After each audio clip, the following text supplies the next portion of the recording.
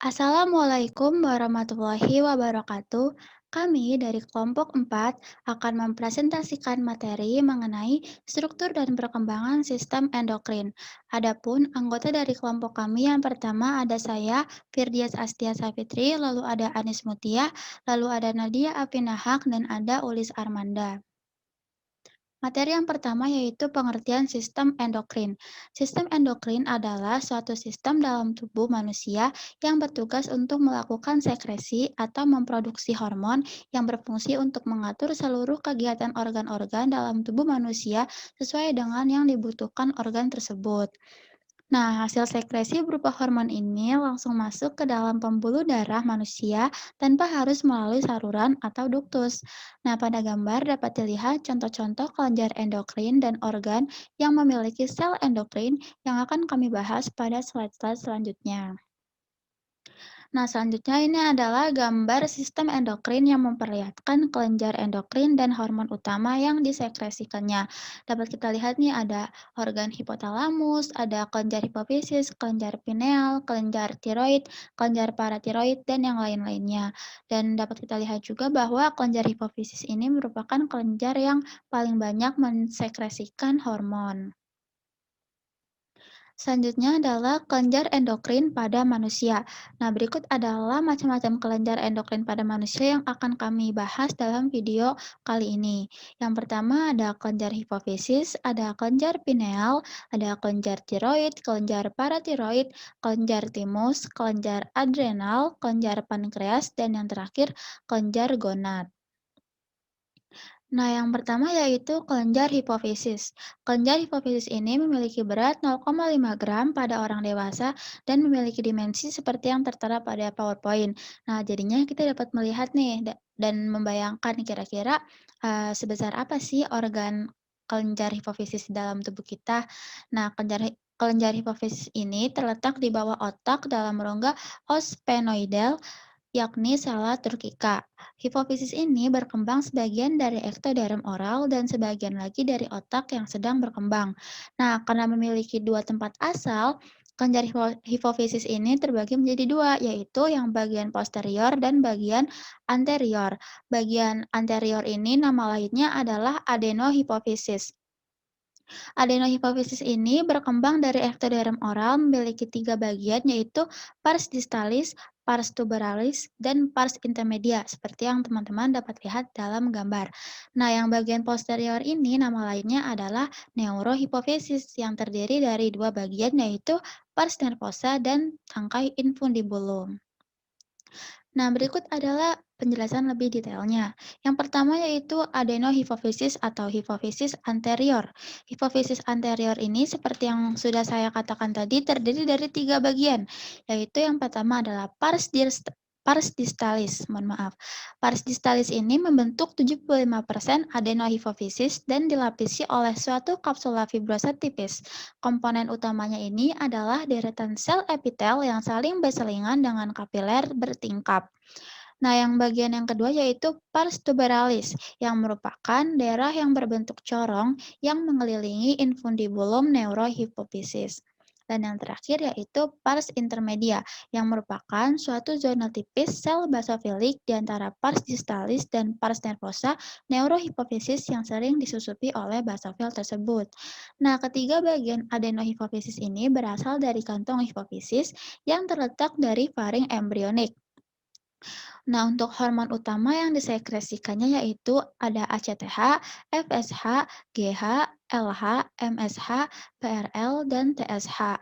Nah, seperti yang dapat kita lihat di gambar, hormon TSH ini nanti akan diteruskan ke tiroid, ACTH ini ke kelenjar adrenalin, FSH dan LH ke testis atau ovarium, dan hormon GH ini ke seluruh tubuh, PRL ke kelenjar mamae, dan endorfin ini ke reseptor sakit di otak. Nah, yang kedua ini adalah bagian neurohipofisis atau hipofisis posterior. Tadi sudah saya sebutkan juga bahwa neurohipofisis ini terdiri dari dua bagian, yaitu tangkai infundibulum dan pars nervosa. Nah, pars nervosanya ini berbeda dari adenohipofisis karena tidak mengandung sel-sel sekretoris. Neurohipofisis ini terdiri atas jaringan syaraf yang mengandung sekitar 100.000 akson yang tidak bermielin. Hormon utamanya yaitu yang disekresikan yaitu hormon oksitosin yang berperan dalam kontraksi otot rahim dan kelenjar susu, dan juga hormon ADH yang berperan dalam mekanisme pengeluaran urin di ginjal. Nah, selanjutnya saya akan menjelaskan mengenai perkembangan kelenjar hipofisis. Tadi sudah saya singgung sekilas bahwa hipofisis ini berkembang sebagian dari ektoderm oral dan sebagian lagi dari otak yang sedang berkembang. Nah, lalu unsur saraf timbul berupa evaginasi dari dasar diencephalon dan tumbuh ke arah kaudal sebagai suatu tangkai atau infundibulum yang masih melekat pada otak. Komponen oral muncul sebagai penonjolan keluar ektoderm dari atap mulut primitif embrio dan tumbuh ke arah kranial membentuk suatu struktur yang disebut kantong hipofisis. Selanjutnya, dasar kantong ini menyempit dan memisahkan kantong kantong ini dari faring. Dinding anterior kantong lalu sangat menebal sehingga lumen kantong ini berkurang sampai terbentuk suatu fisura sempit. Nah, dapat kita lihat pada gambar yang A, selama minggu ketiga perkembangan, kantong hipofisis yang merupakan bakal dari hipofisis anterior tumbuh dari dasar faring. Sementara tunas neurohipofisis yang merupakan bakal hipofisis posterior terbentuk dari diencephalon. Untuk gambar yang B, menjelang akhir bulan kedua, kantong hipofisis terlepas dari dasar faring dan bersatu dengan tunas neurohipofisis. Dan gambar yang C, selama periode janin, perkembangan bagian anterior dan posterior hipofisis terselesaikan. Lalu, secara secara embriologis, anatomis, dan fungsional, hipofisis berhubungan dengan hipotalamus pada dasar otak. Pada sistem hipotalamo-hipofisis, terdapat tiga kelompok hormon yang dilepaskan di ketiga tempat. Yang pertama yaitu hormon peptida yang dihasilkan neuron dalam agregat spesifik atau nuklei pada hipotalamus, yaitu nukleus supraopticus dan nukleus paraventricularis, diangkut di sepanjang akson neuron tersebut yang terdapat pada pars nervosa neurohipofisis. Nah, yang kedua yaitu kelompok peptida lain dihasilkan neuron di nukleus hipotalami lainnya dan dibawa dalam akson untuk simpanan aksonal sementara dan sekresi di eminentia mediana. Dan yang ketiga yaitu kelompok hormon yang terdiri atas protein dan glikoprotein yang dilepaskan dari sel-sel endokrin pars distalis adenohipofisis dan diambil oleh kapiler plexus sistem porta kedua yang merupakan yang mengeluarkan hormon ini ke sirkulasi sistemik. Nah, berikut adalah gambar dari sistem portal hipotalamo-hipofisis dan pelepasan hormon di hipofisis. Sistem portal hipotalamo-hipofisis dengan darah dari A hipofisialis superior dan inferior terdiri atas dua jalinan kapiler yang berurutan. Satu di pars nervosa di sekitar infundibulum dan eminentia mediana, dan yang kedua di seluruh pars distalis yang bermuara ke dalam V hipofisialis pengempul. Nah, pada gambar ini juga memperlihatkan neuron yang berwarna kuning yang menjulurkan akson ke eminentia mediana, di mana neuron tersebut menyekresikan peptida yang terbawa dalam kapiler ke pars distalis untuk mengatur pelepasan hormon dari sel di tempat tersebut. Dan neuron yang berwarna hijau dari nukleus supraopticus dan paraventricularis di hipotalamus yang mentelurkan akson ke pars nervosa, di mana neuron ini menyekresikan peptida yang diambil oleh kapiler dan dibawa ke sel target distal. Nah, selanjutnya adalah kelenjar pineal. Kelenjar pineal merupakan organ berbentuk rutut yang sangat kecil di otak dan dengan panjang sekitar 5-8 mm dan 3-5 mm di bagian terlebarnya dan berbobot sekitar 150 mg. Kelenjar pineal ini berkembang bersama otak dari neuroektoderm di atap diencephalon dan ditemukan di bagian posterior ventrikel ketiga yang melekat pada otak oleh suatu tangkai pendek. Kelenjar pineal ini dibungkus oleh jaringan ikat piometer dan dari piometer ini terjulur septa yang mengandung pembuluh darah kecil dan membagi berbagai kelompok sel sekretoris berupa lobulus. Nah, lalu kelenjar pineal ini terdiri dari dua jenis sel yang dikenal sebagai pinealosit dan sel-sel astroglia. Sel sekretoris yang mencolok dan berjumlah banyak adalah pinealosit. Hormon utama yang dihasilkan dan disekresikan oleh kelenjar pineal adalah melatonin.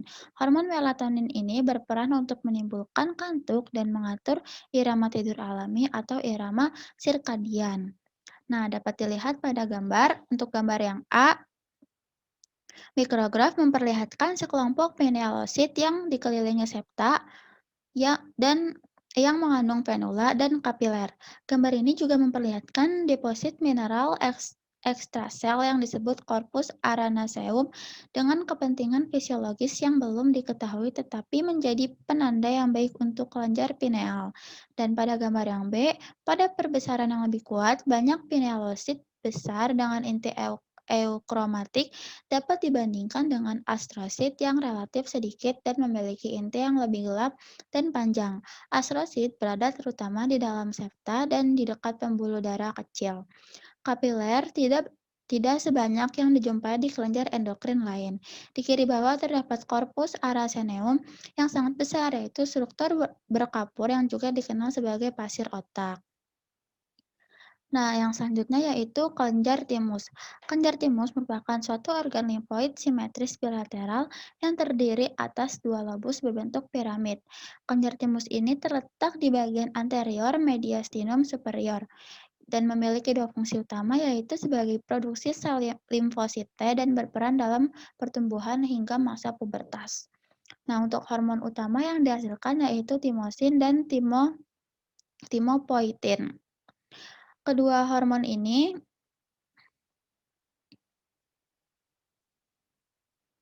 akan menstimulasi sel-sel limfosit di seluruh tubuh untuk membelah dan mengembangkan kemampuan mengenali dan menyerang benda asing. Nah, selanjutnya pada kelenjar timus ini terdapat dua lobus yang dikelilingi oleh fibrosa. Saat manusia dilahirkan, kelenjar timus ini memiliki ukuran panjang sekitar 5 mm, lebar 4 mm, dan tebal 6 mm. Setiap lobus disusun oleh lobulus-lobulus yang dipisahkan oleh jaringan areolar. Secara garis besar, kelenjar timus ini memiliki dua bagian utama yaitu korteks dan medula. Korteks kelenjar timus merupakan bagian luar kelenjar timus yang disusun oleh limfosit dan sel epitel retikular yang akan berhubungan dengan bagian medula. Korteks ini tempat awal terbentuknya sel T. Sedangkan medula pada bagian medula sel epitel retikular pada kelenjar timus lebih kasar dan sel limfosita ini lebih sedikit. Nah, medula ini juga sebagai tempat pembentukan sel T lanjutan. Berikut adalah gambar dari kelenjar adrenal. Kelenjar tiroid terletak pada leher bagian depan, tepat di bawah kartilago krikoid, di samping kanan dan kiri trakea. Mempunyai panjang kurang lebih 5 cm, lebar kurang lebih 3 cm, dan berat 30 gram. Berbentuk seperti kupu-kupu dan terletak di servikal, tepatnya di anterior laring. Terdiri dari dua buah lobus lateral yang dihubungkan oleh ismus. Kadang di tengahnya terdapat jaringan tiroid, yaitu lobus piramidalis yang berkembang dari ductus tiroglossus. Hormon yang dihasilkan adalah tiroksin atau T4 dan triiodothyronin atau T3. Secara mikroskopik, tiroid disusun oleh struktur epitelial berbentuk lingkaran yang disebut folikel tiroid. Setiap folikel berisi koloid yang terdiri dari glikoprotein, tiroglobulin, dan prekursor untuk hormon yang aktif. Fungsi kelenjar tiroid yang pertama bekerja sebagai perangsang proses oksidasi. Yang kedua, mengatur penggunaan oksidasi. Yang ketiga, mengatur pengeluaran karbon dioksida. Yang keempat, metabolik dalam hal pengaturan susunan kimia dalam jaringan. Yang kelima, pada anak mempengaruhi perkembangan fisik dan mental. atas pengaruh hormon yang dihasilkan oleh kelenjar hipofisis, lobus anterior, kelenjar tiroid ini dapat memproduksi hormon tiroksin. Adapun fungsi dari hormon tiroksin yaitu mengatur pertukaran zat atau metabolisme dalam tubuh dan mengatur pertumbuhan jasmani serta rohani. Berikut adalah gambar dari kelenjar paratiroid. Kelenjar paratiroid terletak tepat di belakang kelenjar tiroid. Berjumlah 4 buah yang tersusun berpasangan, 2 buah di bagian superior dan 2 buah di bagian inferior. Berwarna coklat kekuningan dan berbentuk oval kecil. Memiliki panjang 5-7 mm, lebar 3-4 mm, tebal 1-2 mm, dan berat 250 mg. Kelenjar ini berfungsi mensekresikan hormon yang disebut paratiroid hormone atau PTH. Tersusun atas 2 sel, yaitu sel prinsipal atau sheath cells dan sel oksifil. Kelenjar paratiroid menghasilkan parathormon yang berfungsi meningkatkan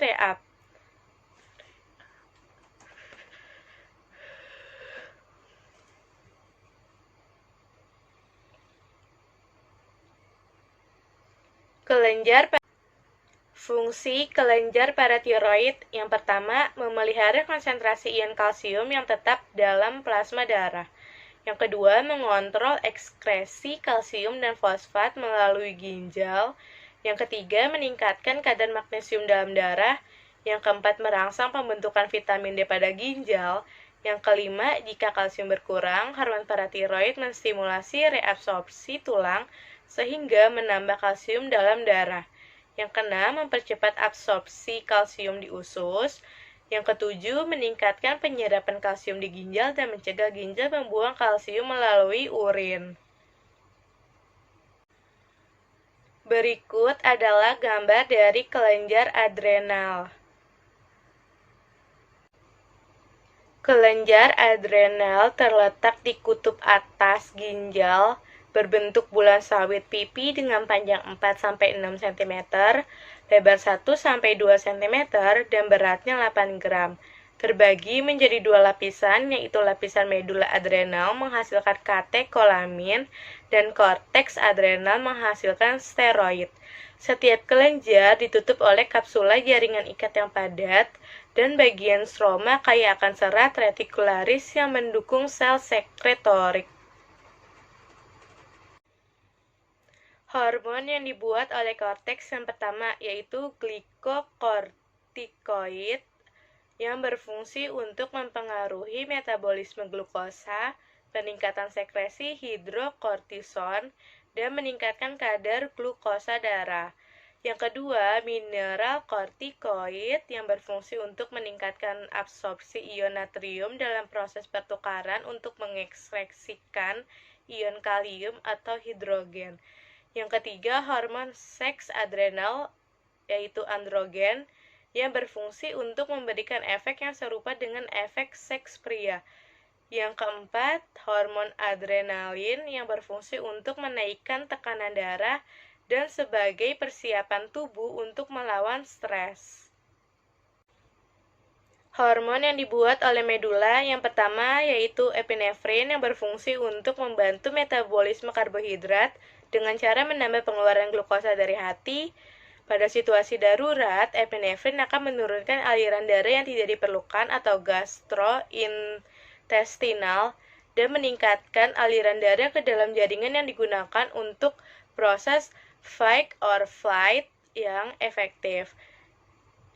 Yang kedua, yaitu norepinefrin yang berfungsi untuk menaikkan tekanan darah dengan cara merangsang serabut otot di dalam dinding pembuluh darah untuk berkontraksi. Selanjutnya adalah kelenjar gonad pada ovarium. Ovarium terbagi menjadi 2 daerah, yaitu daerah korteks dan daerah medula. Pada korteks ditemukan banyak folikel dengan berbagai tahap perkembangan seperti folikel primer, sekunder, tersier, folikel gerak, dan lain-lain. Fosil ovulasi terlihat jelas pada ovarium muda. Pada medula tersusun dari jaringan ikat longgar plasma darah. Selanjutnya, kelenjar gonad testis. Testis dibungkus oleh lapisan fibrosa yang disebut tunika albuginea. Di dalam testis terdapat banyak saluran yang disebut tubulus seminiferus. Tubulus ini dipenuhi oleh lapisan sel sperma yang sudah atau tengah berkembang. Di antara tubulus seminiferus terdapat sel khusus yang disebut sel interstisial Leydig. Sel Leydig memproduksi hormon testosteron. Selanjutnya, kelenjar pankreas. Terletak di belakang lambung dan di bagian belakang perut. Memiliki ukuran sekitar 6 inci atau 15,24 cm panjangnya. Kepala pankreas yang strukturnya paling lebar terletak di sebelah kanan rongga abdomen. Badan pankreas merupakan bagian utama pada organ itu, terletak di belakang lambung dan di depan vertebre lumbalis pertama. Ekor pankreas adalah bagian yang runcing, terletak di sebelah kiri rongga abdomen dan menyentuh limpa. Memiliki kelompok sel yang berbeda juga disebut sebagai pulau Langerhans. Ini termasuk sel-sel alfa dan sel beta. Nah, ini berikut merupakan struktur mikroskopik kelenjar pankreas, seperti pada gambar. Sebagian besar pulau Langerhans berdiameter 100-200 pm dan mengandung beberapa ratus sel, tetapi sebagian lagi lebih kecil dengan sedikit sel. Terdapat lebih dari 1 juta pulau dalam pankreas manusia, dengan jumlah pulau terbanyak di bagian ekor pankreas.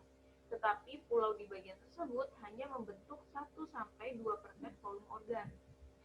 Bagian pulau Langerhans disusun oleh kapiler-kapiler dan terdiri dari sel alfa, sel beta, dan sel delta. Sel alfa terutama menyeleksi glukagon dan biasanya berada dekat di bagian tepi pulau. Sel beta menghasilkan insulin, L-insula pulau, berada sentral di pulau dan merupakan tepi sel terbanyak. Sel delta yang menyekresi somatostatin terbesar dan lebih sedikit. Selanjutnya ada perbandingan sistem endokrin pada vertebrata, yaitu pada Pisces, amfibi, reptil, aves, dan mamalia. Di sini kita akan membandingkan dari kelenjar tiroidnya. Yang pertama pada Pisces, kelenjar tiroid terletak di dekat ujung anterior aorta ventral. Kelenjar tiroid berfungsi sebagai laju konsumsi oksigen, membantu pengendapan guanin dalam kulit, dan mengubah metabolisme nitrogen dan karbohidrat. Kelenjar tiroid juga telah diketahui mempengaruhi sistem dan fungsi saraf dan proses osmoregulasi. Selanjutnya, perbandingan kelenjar tiroid pada amfibi. Kelenjar tiroidnya terletak di belakang tulang rawan hyoid dan berfungsi untuk mengatur aktivitas metabolisme tubuh dan penting dalam mempengaruhi periode pengelupasan lapisan kulit luar. Lalu ada perbandingan kelenjar tiroid pada reptil. Kelenjar tiroidnya terletak di daerah tenggorokan dan berfungsi untuk pertumbuhan dan perkembangan seperti shading normal kulit. Selanjutnya ada perbandingan kelenjar tiroid pada aves. Kelenjar tiroidnya terletak dekat vena jugularis pada batas leher yang bentuknya bulat kecil, berwarna coklat muda, dan jumlahnya ada 2 buah. Hormon yang dihasilkan yaitu hormon tiroksin yang berfungsi untuk pertumbuhan dan pigmentasi bulu dan kecepatan metabolisme tubuh. Dan yang terakhir ada perbandingan kelenjar tiroid pada mamalia. Kelenjar tiroidnya terletak di leher bagian depan dan terdiri atas 2 lobus. Kelenjar tiroid menyekresi hormon tiroksin dan kalsitonin.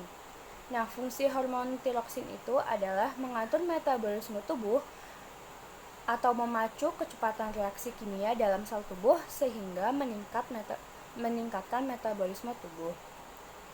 Yang kedua ada kalsitonin, berfungsi untuk menurunkan kadar kalsium darah dengan cara meningkatkan penimbunan kalsium pada tulang keras, mengurangi pengambilan kalsium dalam usus, atau mengurangi pengambilan kalsium di dalam ginjal. Sekian presentasi dari kelompok kami, kurang lebihnya mohon dimaafkan. Wassalamualaikum warahmatullahi wabarakatuh.